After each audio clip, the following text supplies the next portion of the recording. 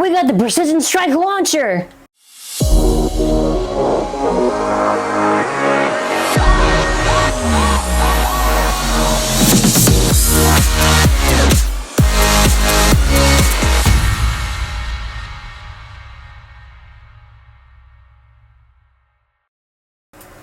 So today for our Beyblade show, we're going to be taking a look at the Precision Strike Launcher, a new turbo launcher. Shout out to Draco for hooking us up with this.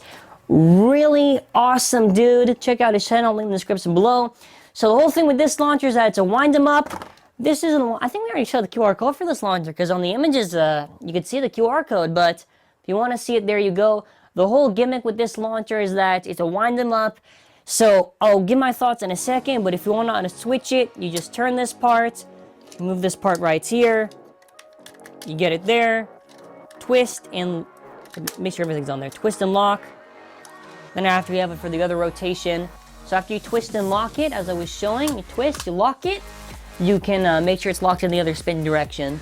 So make sure this part is moved. So this launcher is not meant for older bladers. This is like meant for younger bladers. So if you don't have a really good launch, like a super weak launch, get this, because I'm going to show you in a second why the launch is not too crazy. So right now we have it in left, so I have Brutal Lunar for this, wrong Lunar.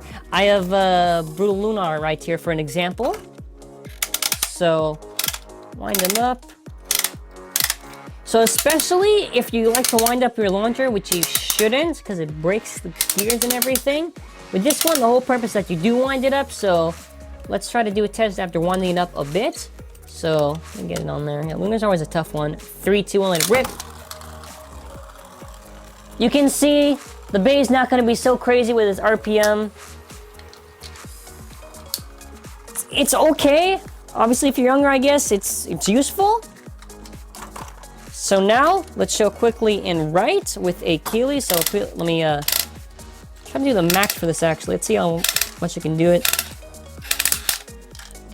Okay, let's try keyley's. 3, 2, woo!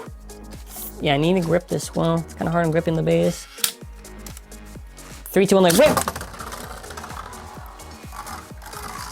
This is alright. It's like, I'm obviously gonna have a low rating for this because it's not meant for me. I guess if you're younger and you have like a really bad launch, this launcher is made for you. It's made for you.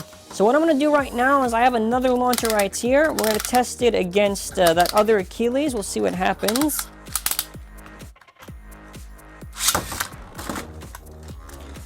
Precision. Right. 3, 2, 1, let it rip. Yeah. I'm not really a fan of this. Oh, also, this launcher it's compatible with the other launcher, so that's at least a positive to it as well. So if you want to have a nice grip with any other turbo launchers, you at least have that. I'm not a fan of this launcher at all. If you're younger, I guess, and you don't have a good launch, sure, get this launcher if you want to. If you're a bit older, I don't really think it's worth it. If you're just a collector, sure, I guess. It does make you could have a good grip with this if you want to build a long stack of launchers. It is nice to grip at least, so that's a positive for it. But that's it overall. Not a fan of it. I would love it actually if Hasbro did make a rev-up launcher. If you don't know what a rev-up launcher is, it's like if you had a string launcher and you keep on ripping and then after you launch the bay and it's super fast and high speeds.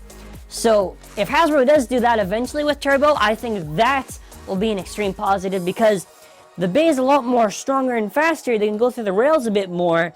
So hashtag Hasbro, give us rev up. Let me know your thoughts on this launcher in the comment section below. Thank you, Draco for giving me this launcher. Like the video, share it with your friends, subscribe if you haven't already, and if you already are subscribed, make sure you click that bell to be notified of our uploads. And as always, have an awesome, blissful day.